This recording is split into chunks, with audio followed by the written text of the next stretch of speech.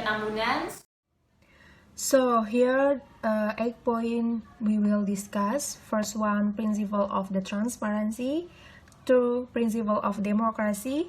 3, the principle of accountability. 4, legal culture. 5, transparency for executive.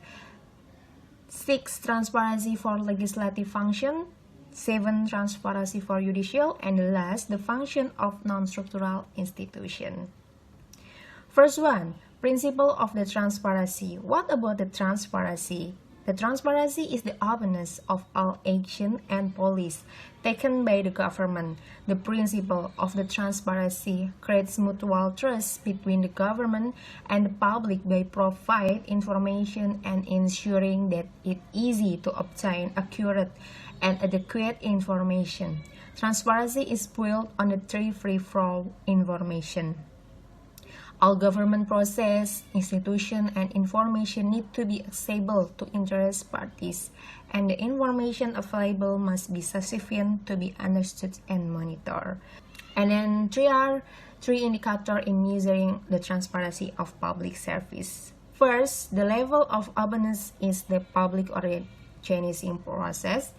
And then second, transparency in regulation and service procedure that are easily understood by user. Third, transparency of service through ease of obtaining information about various aspects of public service delivery.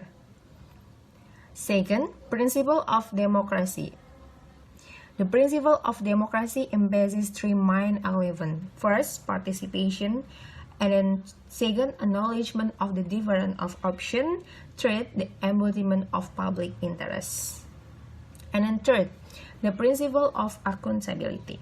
Accountability is the responsibility of public officials to the community, which give them the authority to take care of their interests. Decision maker in the government, the private sector, and civil society organizations are accountable to both the public and the institution concerned.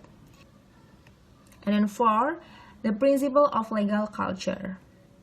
The legal culture is good government is very important. Why? Because the rule of law is how public service organizations obey the rules that have been set together. In the case, carry out the rules as they should. Besides, the rule of law is also how to enforce sanctions for those who violate these rules. Then the last one is justice from employees is providing service to the community. So 5, transparency for executive. What is about the executive? Executive Indonesia have the 3. This is, you can see guys, central government, regional government, central bank, and have president and vice president, provincial, city, regency government, Bank Indonesia. Then, so this is the transparency for executive function. First, draft legislation and work program must be announced openly and widely to the public and made available in a manner that is easily accessible to the public.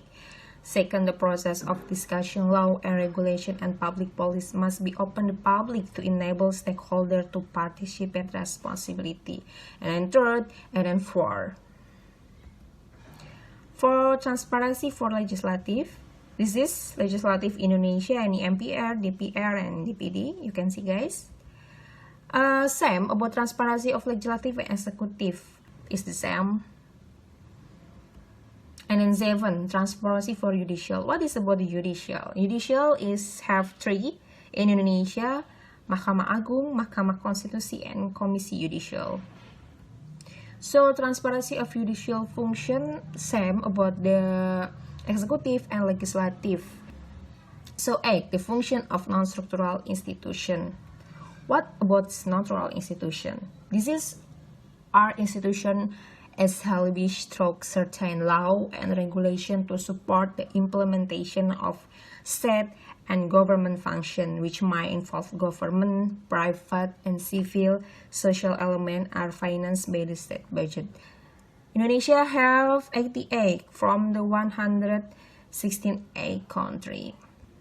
And then you can see, guys, most problematic factor for doing business in Indonesia. First one, corruption and inefficient government. This is from World Governance Index 2019 World Bank. You can search this guys from the Google.